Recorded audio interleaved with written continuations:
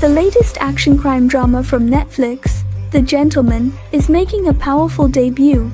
It is a remake of the 2019 film of the same name. Directed by Guy Ritchie, can the TV series adaptation surpass the original? Let's wait and see. Without further ado, let's dive into the main plot.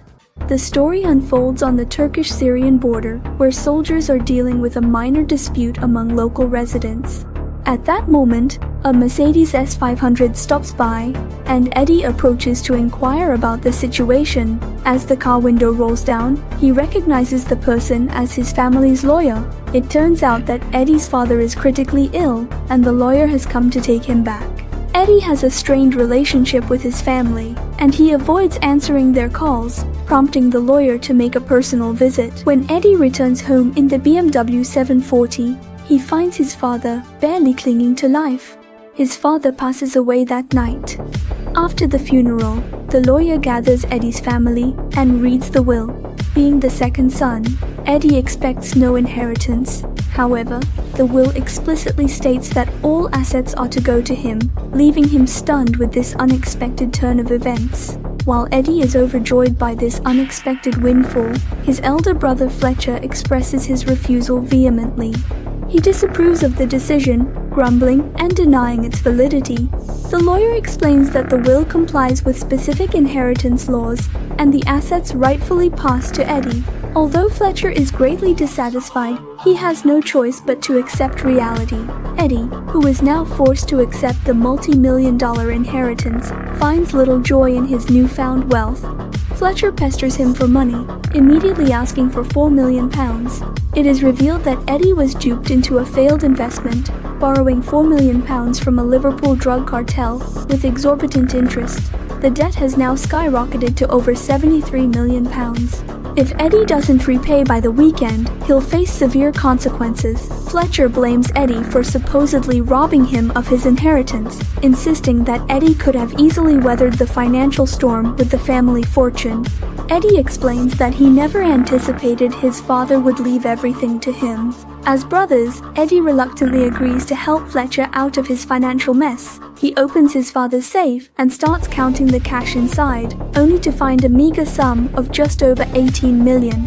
The next day, he contacts the lawyer to prepare the remaining 55 million. The lawyer informs him that despite the substantial assets left by his father, there is currently only the modest 18 million available.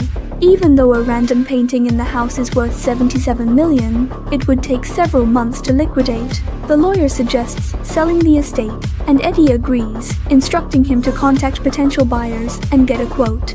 Soon after, a beautiful woman named Susie contacts Eddie, telling him that the estate cannot be sold. Perplexed, Eddie accompanies Susie to her farmhouse. After opening a coded steel gate and another hidden door on the floor, now what happens down there? What the fuck? Eddie is astonished to discover a secret operation growing cannabis. It turns out Eddie's father had a clandestine partnership with Susie's family, providing them with a 60,000 square meter estate for cannabis cultivation. Susie annually pays Eddie's father $46 million, securing his status as a secret benefactor in the lucrative drug trade. By the way, if you enjoy our movie recaps, we're currently hosting a giveaway for our audience. We're excited to announce that a brand new scooter awaits one lucky subscriber. Don't miss out. Subscribe and follow us to stay tuned for more updates. Susie's family controls nearly half of the market share in the drug business, and she hopes to maintain the collaboration with Eddie. If Eddie sells the estate, their operation would be exposed, leading to unfavorable consequences for both parties. Susie doesn't pressure Eddie to make an immediate decision, and advises him to take some time to think it over. Upon returning home, Eddie confides in the longtime butler, Jeffrey, who has been with them since their childhood. Jeffrey is well informed about Eddie's father's affairs and understands the implications of dealing with Susie's powerful family. After careful consideration, Eddie decides to halt the sale of the estate and continue the partnership with Susie. Eddie discloses Fletcher's financial predicament to Susie and requests her assistance in raising the $73 million cash needed by the weekend. Susie finds the task challenging, but agrees to help him secure half of the amount. She then heads alone to meet Tommy, the drug cartel leader who usually operates discreetly. When Susie mentions Eddie's father, Bobby, Tommy agrees to meet with Susie. Susie gets straight to the point, stating that she's there to resolve Fletcher's debt issue. She emphasizes that despite being in the same industry, there's no competition between their products. Using her eloquence, Susie manages to renegotiate the debt back to the principal amount. Tommy, the drug cartel leader, agrees to the deal but imposes a condition. Frankie must record an apology video admitting he's a jerk. Susie readily agrees, and the news of this successful negotiation reaches Eddie. Even though Eddie had taken down the listing for the sale of the estate, there are still interested buyers willing to pay above market value. The estate, built in 1550 and designed by a renowned architect, attracts high offers. Eddie firmly states that the property is not for sale. A buyer's representative presents Eddie with $2.3 million in cash as a gesture of goodwill, expressing the buyer's desire for a face-to-face meeting. Despite Eddie's refusal to sell, he agrees to meet the buyer. The buyer, John, is extravagant in his spending, tipping the service staff more than Eddie's monthly salary. John raises the offer for the estate twice, but Eddie remains resolute in not selling. During their conversation, Eddie mentions the wine cellar at home, containing rare wines. John, being humble, suggests buying the wines if he can't acquire the property. The wines, initially valued at $11 million, are generously offered $27.5 million by John. After selling the wines and adding the money from the safe, Eddie has $47.8 million cash on hand, more than enough to settle his brother's debt. However, upon opening the safe, he is shocked to find that the initial $18 million has disappeared. Eddie hurriedly calls his brother Frankie, only to discover that Frankie has squandered all the money on gambling. Urgently, Eddie asks Frankie to retrieve the money, but Frankie hangs up on him. With Frankie's debt repayment deadline approaching in 2 days, Eddie knows that if he fails to pay, his brother will face dire consequences. Eddie quickly brings Susie to the gambling venue, where Frankie lost the money. After paying $180,000, they manage to secure 2 tickets. Inside, they find a boxing match featuring former world champions. Due to the illegal nature of the event, the results are kept confidential.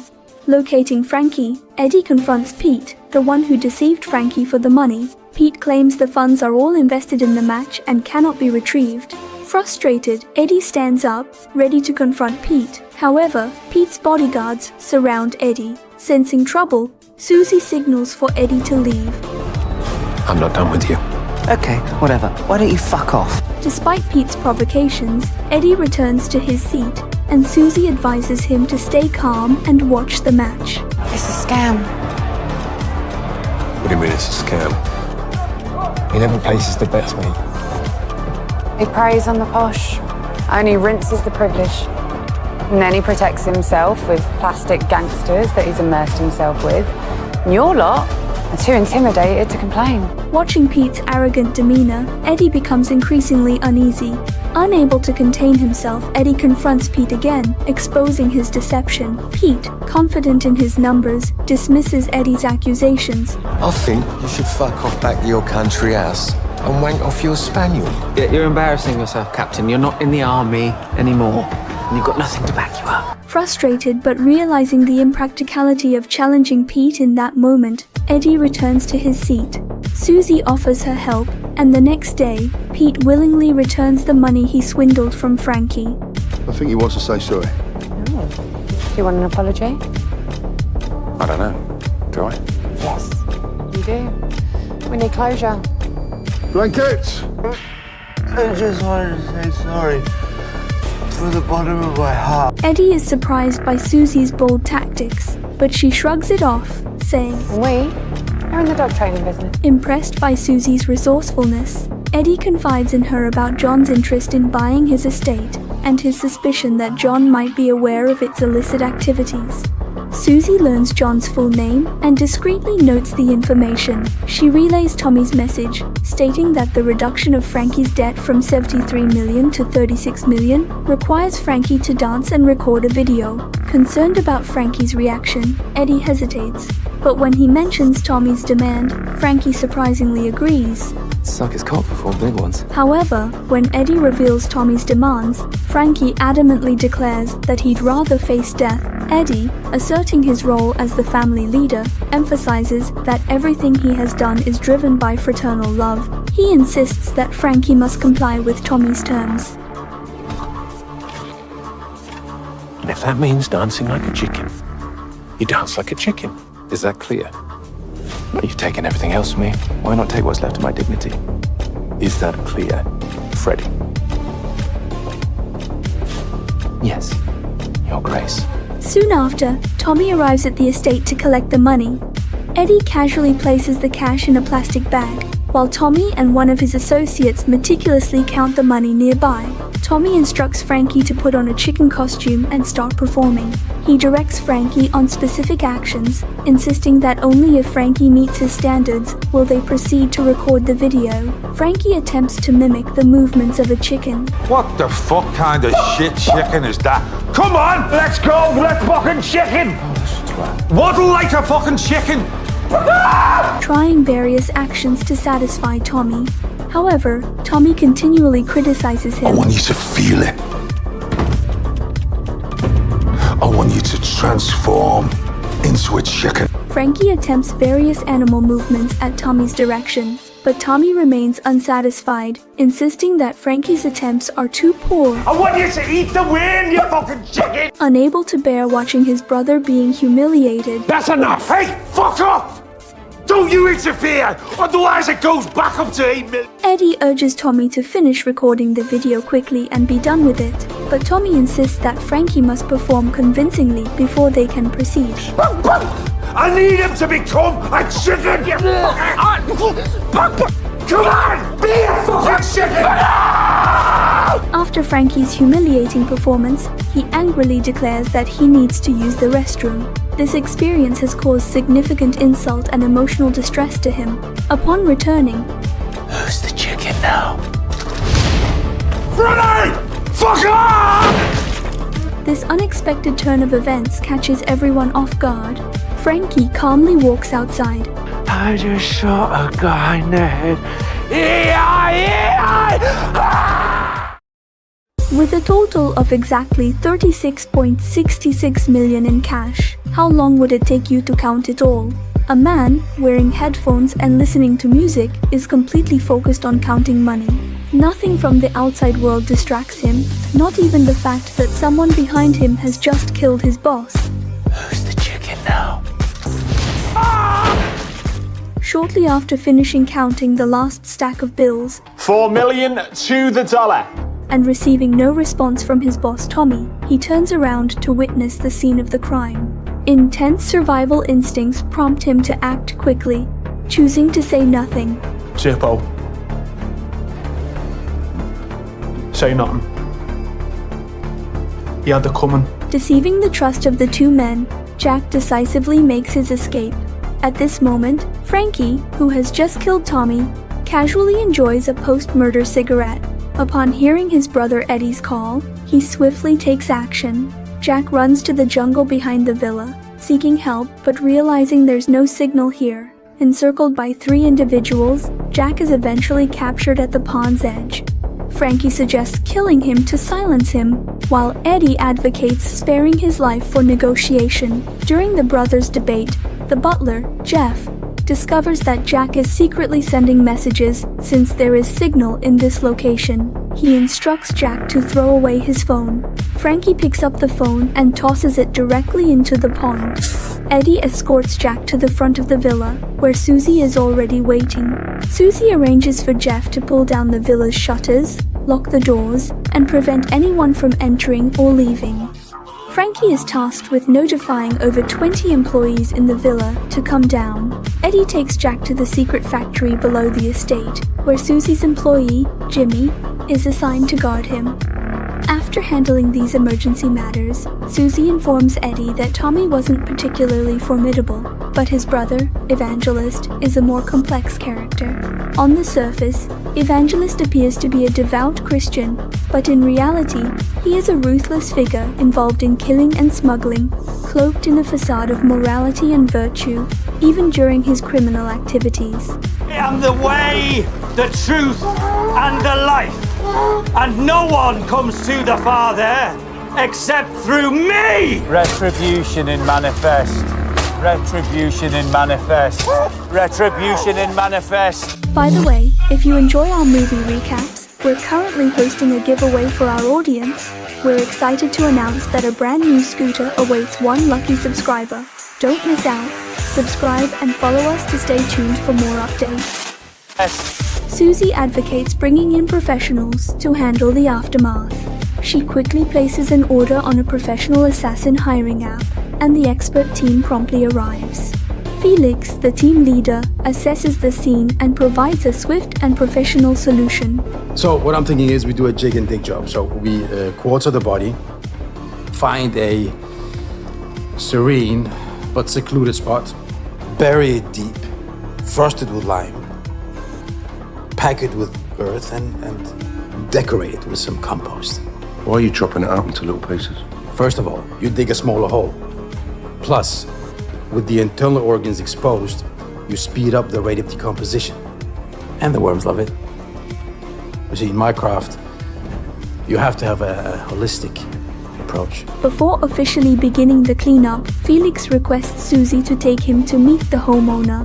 After the meeting, Andy disagrees with their approach. He suggests framing Jack for the crime, concocting a story where Tommy and Jack had a quarrel while counting money, leading to Jack killing Tommy and fleeing with the cash. This fabricated narrative is intended for Evangelist. Andy instructs Felix to clean up the scene, leaving it at that. Susie disagrees with Andy's approach, emphasizing that she initially had no involvement in the matter and simply wanted to help out of kindness. Eddie's actions disappoint and sadden her. Eddie quickly apologizes, assuring her that he is not ungrateful. He merely wants to resolve the situation without further bloodshed. Friends familiar with frequent acts of violence understand that sometimes circumstances leave one with no other choice. You said so yourself, murder's bad for business. 24 hours, or I'll have to get the Hoover out. In an attempt to make the story more convincing, unfortunately, Eddie disciplines the disobedient Frankie by making him once again dress as a chicken and dance. All the chaos stems from his actions. You killed a man, and you cannot fucking undo that, but there is a slim chance that if you do exactly as I say, you might just get away with it. You will dance. While recording a video with Frankie, John sends an invitation to Eddie for a party at his house tomorrow night. Susie, upon seeing it, expresses her desire to attend, hoping to figure out John's motives in approaching Eddie. Shortly after, Evangelist calls Frankie, who is too afraid to answer. Eddie takes the call, and Evangelist mentions that Tommy went to their place but never returned. He wants to inquire about Tommy's whereabouts. Following the original plan, Eddie confirms that Tommy did visit them in the morning but left by 11 a.m. Evangelist schedules a visit for the next day at noon, and Eddie agrees. The next day, Evangelist arrives with 2 cars full of people. It's evident they are not friendly visitors, and Frankie, having experienced hardship at Evangelist's hands before, is visibly nervous. Evangelist, upon arrival, mentions receiving a message from Jack, which confuses everyone about its meaning regarding dealing with Tommy and Wu. Eddie seizes the opportunity, claiming there was a quarrel during the money counting, with Tommy impatiently scolding Jack. This partially convinces them. Tommy isn't the most patient of people, to be fair. And Eddie leaves it open-ended, letting them imagine the rest. Evangelist, unable to extract more information, decides to leave. In the next step, Eddie goes to Jack's house to retrieve Jack's passport. Unexpectedly, someone else is at Jack's house, but luckily the person is wearing headphones and cannot hear any commotion. Without any issues, Eddie obtains the passport. However, in an unfortunate turn of events, he accidentally disconnects the headphone cable from the stereo, exposing himself. A scuffle ensues, and in self-defense, Eddie shoots the man, sustaining an injury to his abdomen and bleeding. Despite the injury, Eddie is determined to find out more about John, the wealthy buyer interested in purchasing his estate at an exorbitant price. Despite his wounds, Eddie attends John's party. During the event, he encounters his childhood friend Roseanne, hoping to gather information about John from her. Roseanne describes John as generous, often sending her private planes, yachts, and gifts. John enjoys socializing with various nobles. Susie seizes an opportunity to have a one-on-one conversation with John, discovering that he is a drug trafficking tycoon. John straightforwardly expresses a desire to collaborate, essentially wanting a share of the profits, and even threatens her. And if you want things to remain as they are, things will have to change. Although Susie is displeased, she refrains from escalating the situation and states that she will carefully consider his proposal. Before leaving, John gifts her a watch, the same one worn by Churchill in 1945 when accepting Germany's surrender, valued at over 91 million. Watches for retirement. Your timing's off. Susie finds Eddie, who is tending to his wounds, to exchange information.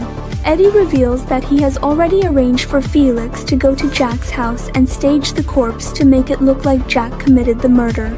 According to Eddie's plan, Jack had a dispute with the man while retrieving his passport, leading to the murder. Subsequently, Jack disposed of Tommy's body and the gun used to kill him in a location easily discoverable by Evangelist. This elaborate setup makes Evangelist further believe the fabricated story Eddie concocted earlier. How ironic. He went to save one man's life and ended up killing another. The next day, Evangelist arrives with a shotgun. They find a phone in Tommy's pocket containing the video of Frankie dressed as a chicken, verifying Eddie's previous statements. Turns out Jethro was a right little weasel. Evangelist believes that Jack killed the man and fled with the money. However, he raises a question about the high-end shotgun worth about 1.8 million, suggesting Jack, as a perennial low-income worker, couldn't afford it. Eddie generously claims the gun is theirs, admitting his carelessness in leaving the gun cabinet often unlocked. Jethro was unattended. Despite Eddie's smooth explanation, Evangelist leaves empty-handed again. Before leaving, he requests to keep the shotgun for a while, and Eddie agrees. With the crisis seemingly resolved, after Evangelist's departure, Eddie arranges for a ship to take Jack to Australia. Eddie inquires about the meaning of Jack's previous message. You killed Tommy? As I was? But due to nervousness, Jack made a typo to Tommy Woo Woo. With these matters resolved, Eddie expresses his desire to meet Susie's father, who is currently enjoying a luxurious life in prison. Susie's father is living a holiday-like existence, enjoying prime rib steaks at will. Eddie gets straight to the point, proposing that they leave his land by the end of the year. As compensation, he assures them that they can earn more money elsewhere. The original film doesn't reveal the outcome of their discussion, but it highlights Eddie's discomfort with Susie's tendency to resolve a conflict through violence. Meanwhile, Jack is on a merchant ship passing through London Tower Bridge. The McLaren 650S shouldn't be able to beat Tesla, right? With a 0-100 km/h acceleration of 3 seconds, it's a whole second slower than an electric car. Frankie feels embarrassed even driving it. He's eyeing the limited edition Lamborghini Huracan EV parked next to the McLaren. Only by driving this kind of car can one dominate everything. However, the boss lady, Mosey, insists it's not for sale. Frankie argues that he's so broke that Eddie advises Frankie to go along with Mosey's wishes. Fuck it, we go with the orange. I love orange.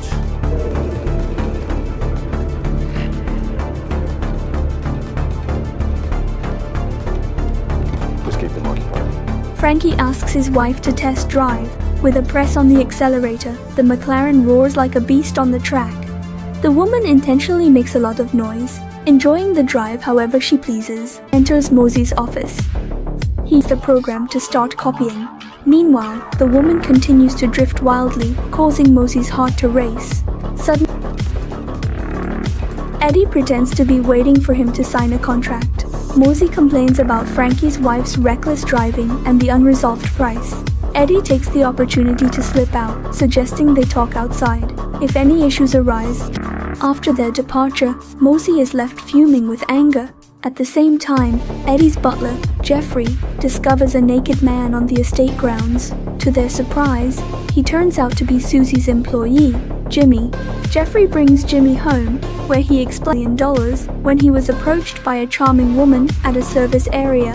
As a single man in his 50s, Jimmy was flattered by the attention and even thought he had found love. However, he woke up later to find both the car and the keys missing. He hitchhiked back, only to realize he had been drugged and abandoned in the wilderness. His mistake has now caused Susie to miss the delivery deadline, and Blair, aware that the new shipment will take some time, demands that Susie help him steal Mosey's Lamborghini.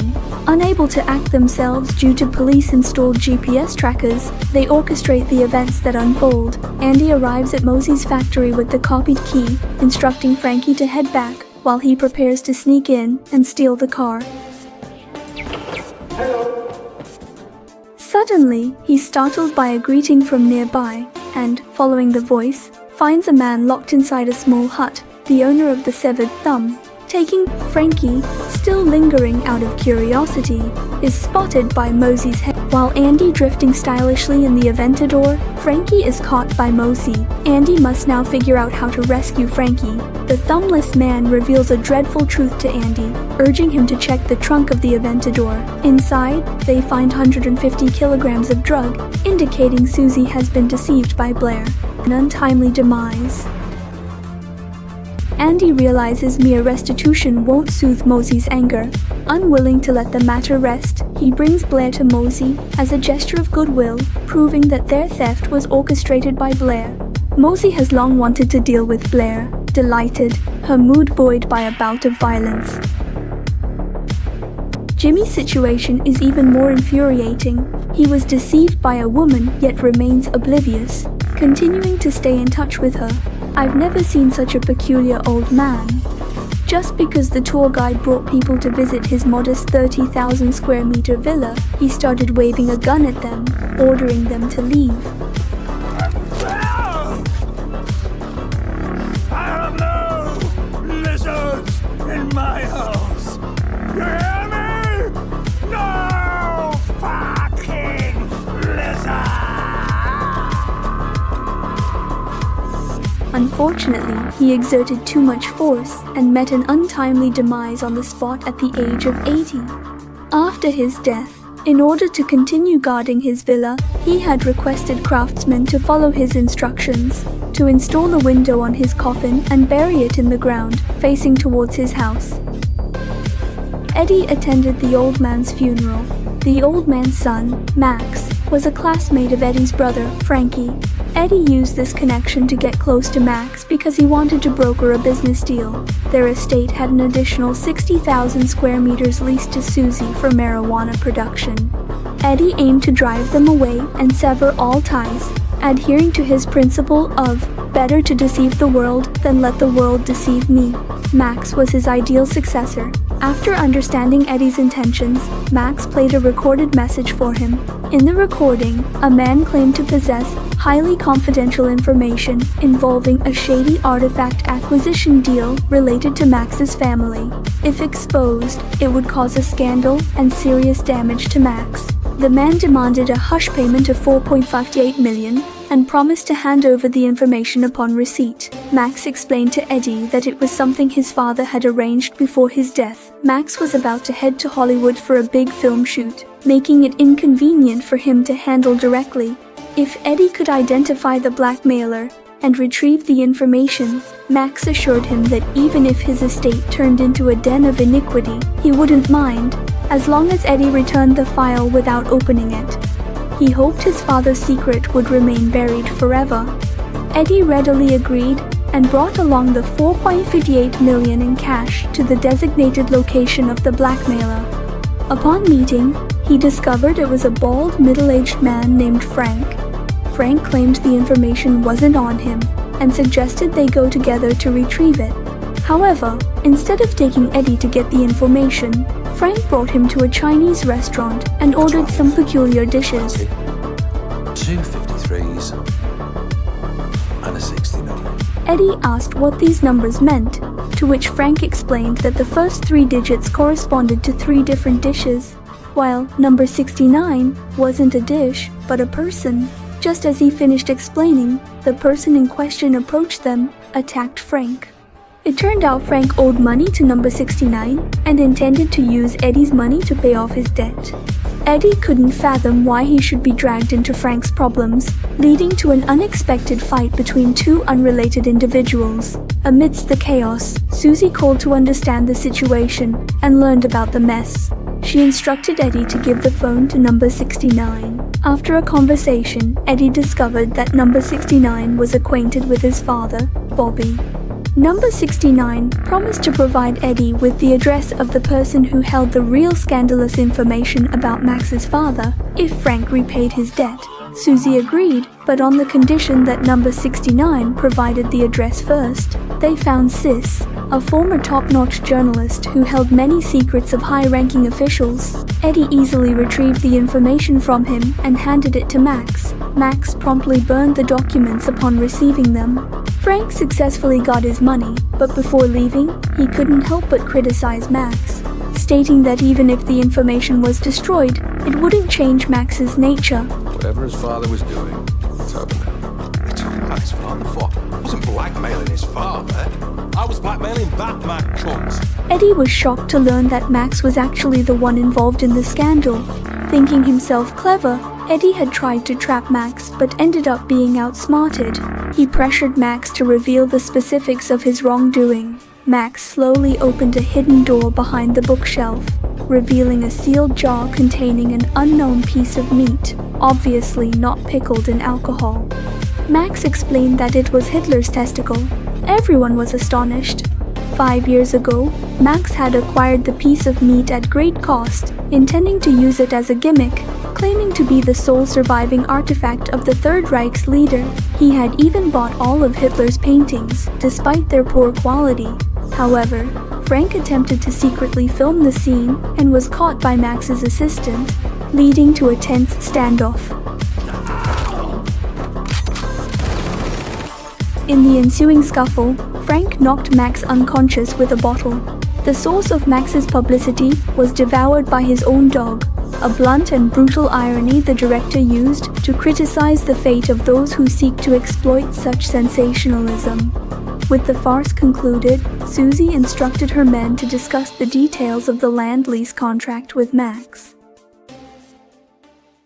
The second son unexpectedly inherited billions of assets from his father. Before Eddie could even enjoy it, he started helping his prodigal brother, Frank, repay high-interest loans. On the day of repayment, the creditors humiliated Frank. Enraged, Frank unexpectedly killed the creditor. To save him, inevitably, Eddie also took a life. Just as one crisis subsided, another emerged. He learned that most of his father's income came from a grey industry, renting out 60,000 square meters of underground space on the estate to the Susi family for growing marijuana.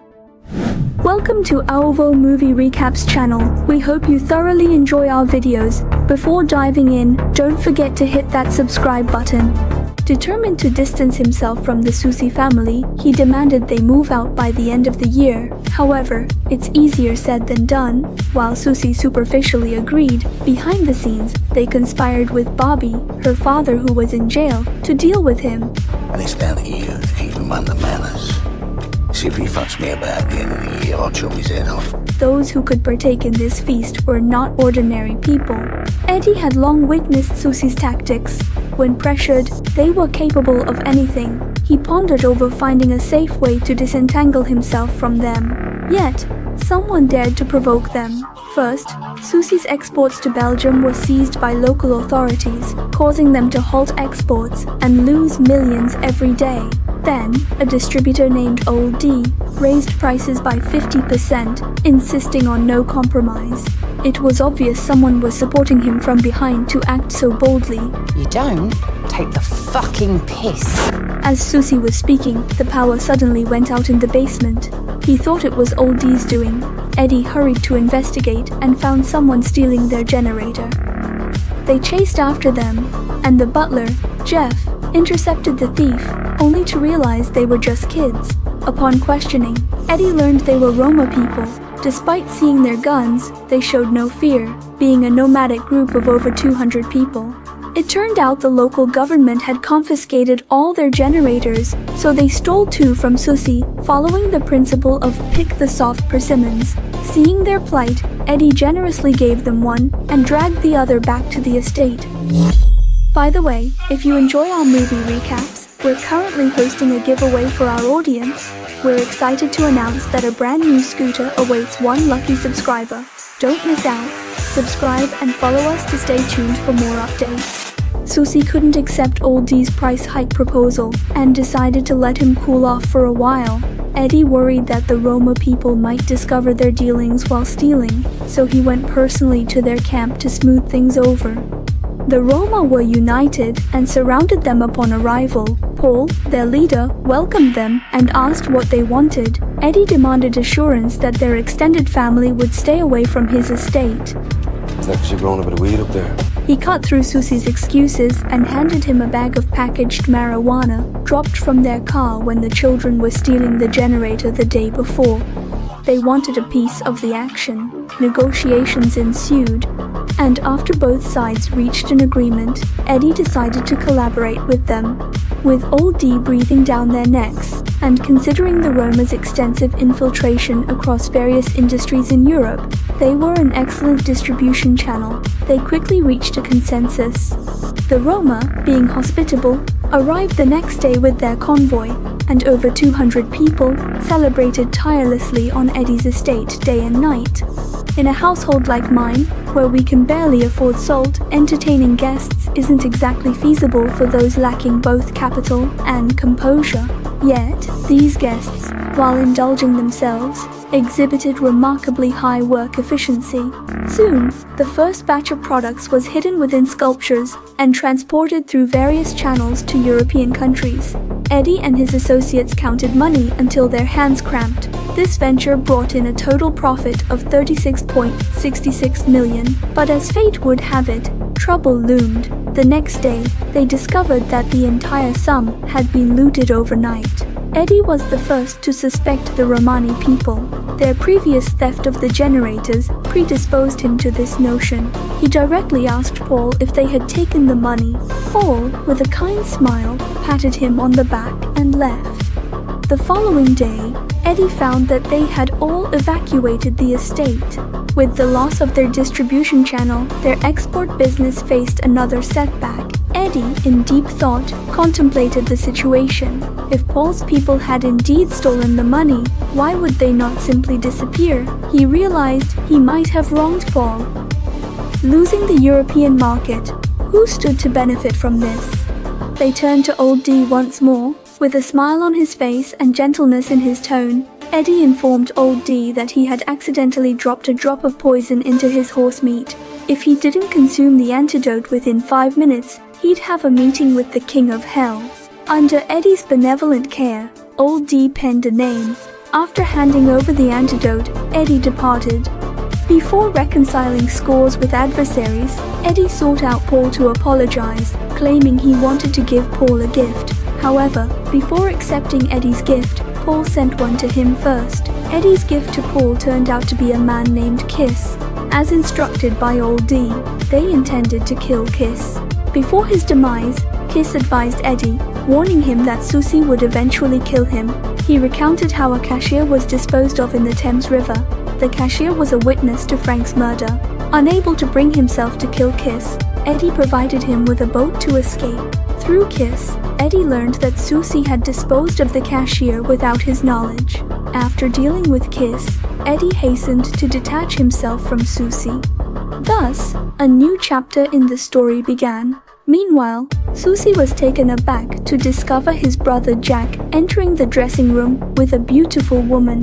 Despite being engaged in a project worth $137 million, Susie couldn't sit still, disturbed by the fact that the woman his brother brought in was the girlfriend of the boss they were negotiating with, Mr. Chachi. Susie hastily found an excuse and slipped away to the dressing room, where he stumbled upon a scene the audience wouldn't appreciate. Jack, you better not be doing what I think you're doing. Just give us a couple of minutes, Suze. Are you taking the fucking piss? There's a time and a place. What's wrong with you? Suze! As the siblings conversed, Mr. Chachi barged in, recognizing his girlfriend's high heels. The cat was out of the bag. Angered, Mr. Chachi approached Jack and threw a punch, which lacked force. He quickly followed with a second punch, low in physical harm, but high in insult. This enraged the boxer Jack, who retaliated with a single punch, knocking Mr. Chachi to the ground.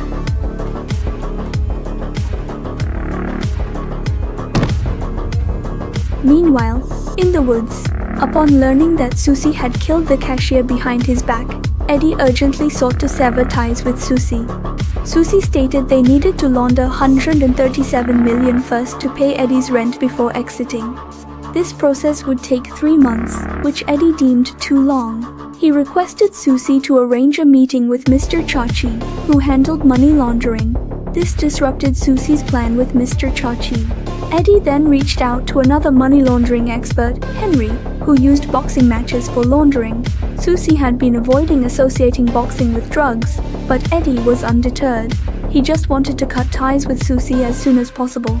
Eddie demanded Henry to launder the $137 million within 2 weeks. Henry introduced Eddie to his partner, Rick, an accountant with OCD tendencies who was meticulous in laundering money.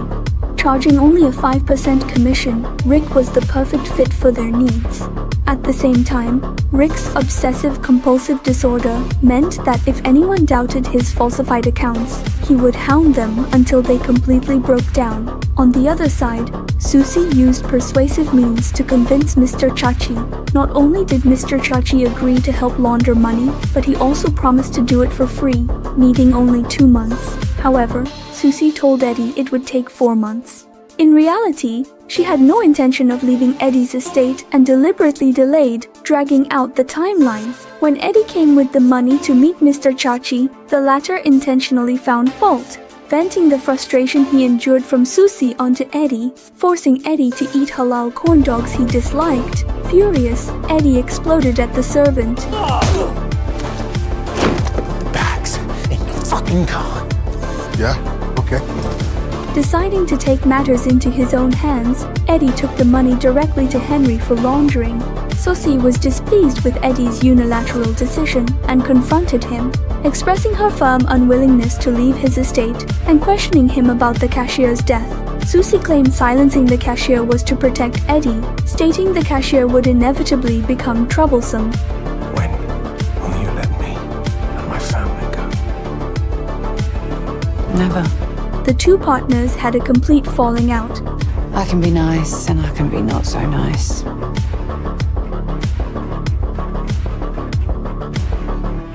You've only seen me in one setting.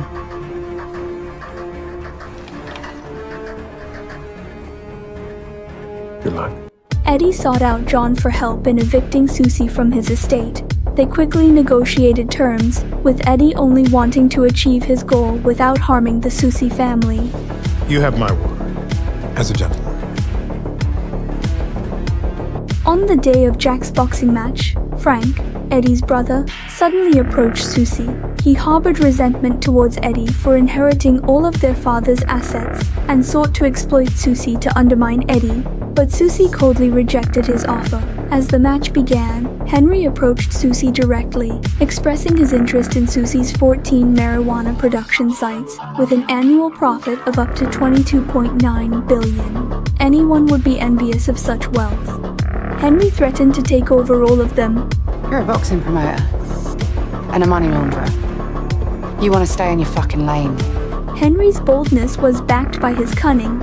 He set up a scenario where a boxer deliberately threw fights, winning only 3 out of 30 matches to lure Jack into a match against him. He then used Jack's life as leverage against Susie, forcing her to choose between his business and his brother. Confident in his brother, Susie made his choice. However, moments later, Jack was knocked out cold. Much to Eddie's surprise.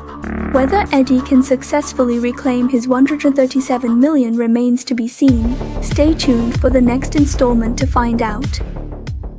Jack is everywhere flirting with other women, relying on his identity as a boxer, and showing no regard for others. In the end, he falls into Henry's trap during a match and gets knocked out cold by a seemingly weaker opponent. He lies unconscious in the hospital, deeply affecting his sister Susie. Swift retaliation against Henry ensues. They first target the referee, brutally assaulting him in broad daylight.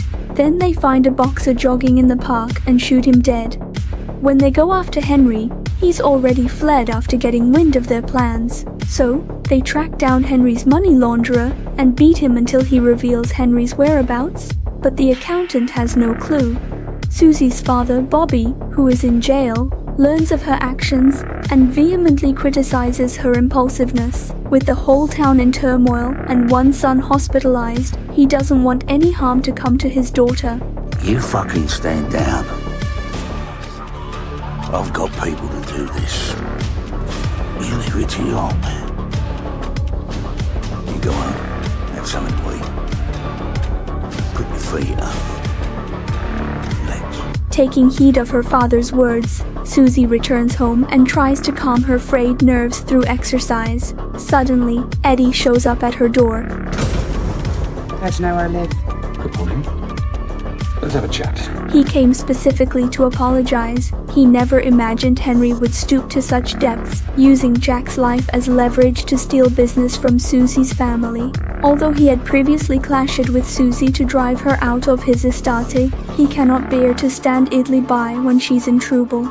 Moreover, he has $137 million tied up in Henry's money laundering scheme. As friends who are often short on cash know, money only counts if it's in your own pocket. Henry has become their common enemy. However, while he speaks nicely behind the scenes, he continues to plot with John's assistant to drive Susie away.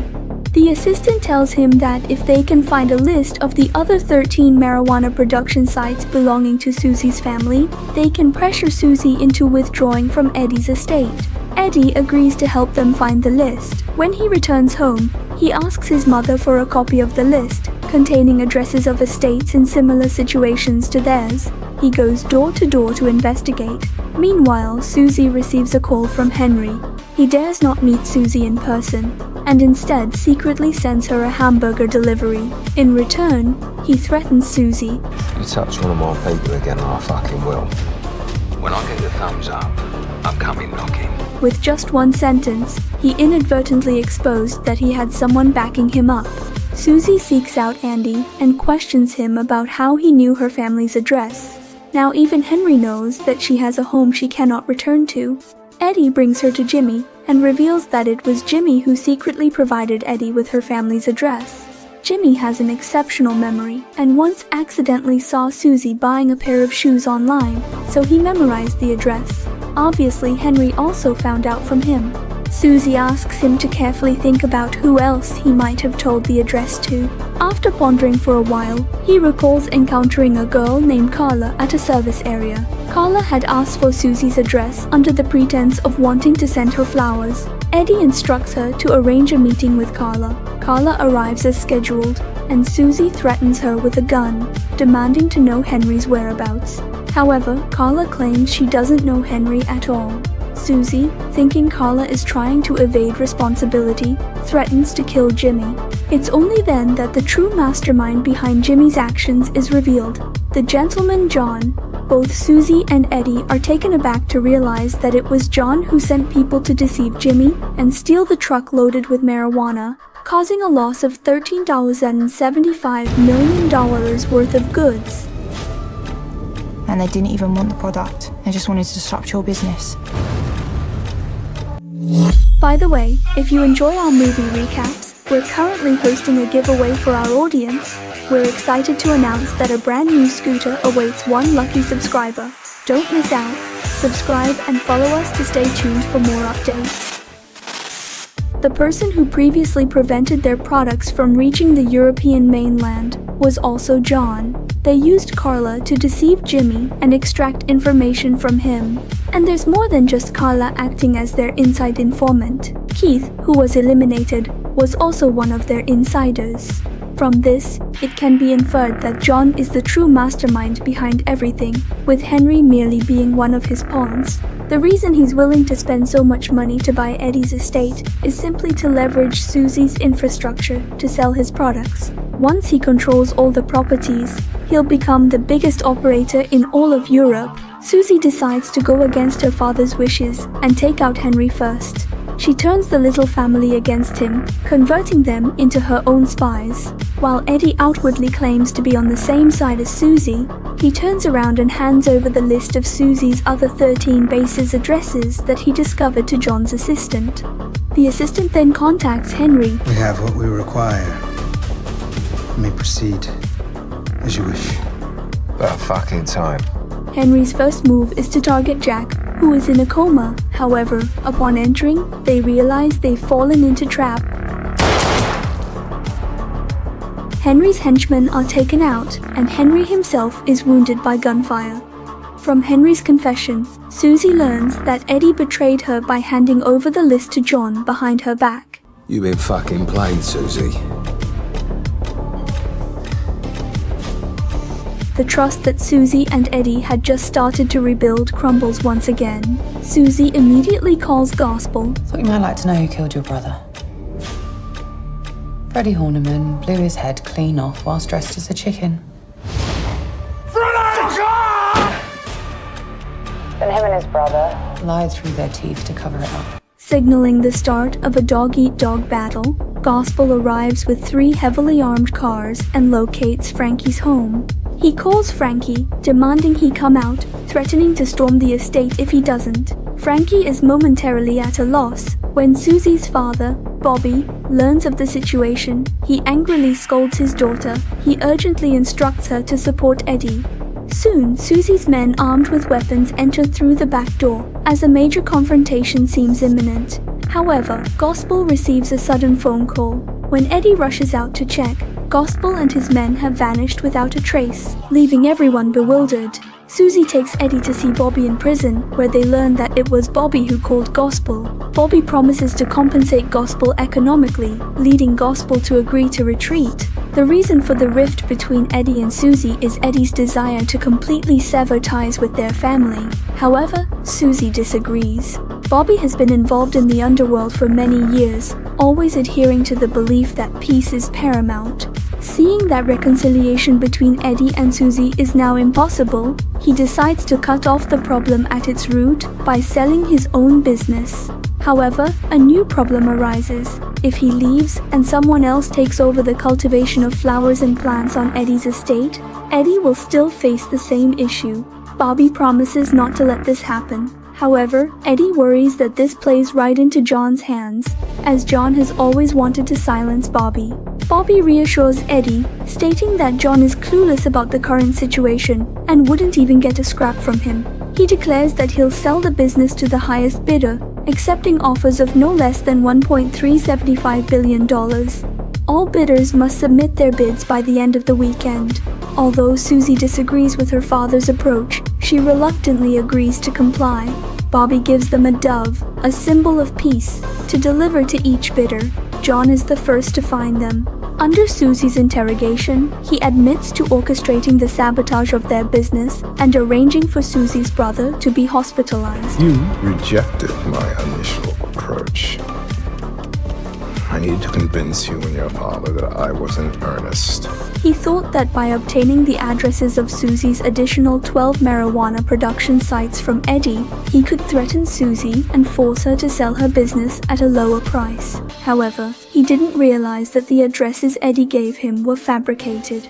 Only after his assistant went to verify each address did he realize he had been deceived. He never expected Eddie and Susie to reconcile and turn their enemies into friends. They gave the remaining dove to Mosey and Pete, Eddie also had intentions to acquire Bobby's business, knowing Bobby's minimum price. He believed it would take around $1.8 billion for a successful bid.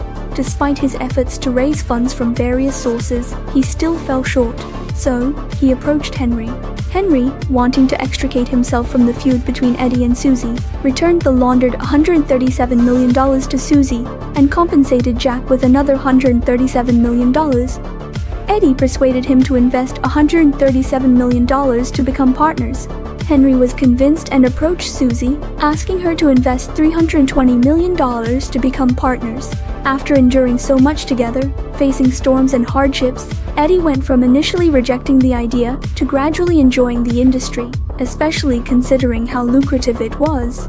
Susie agreed to join as a partner, but she still harbored resentment towards Henry. Eddie advised her not to act on those feelings in the short term. You must be pretty fucking confident if you're willing to rattle that cage.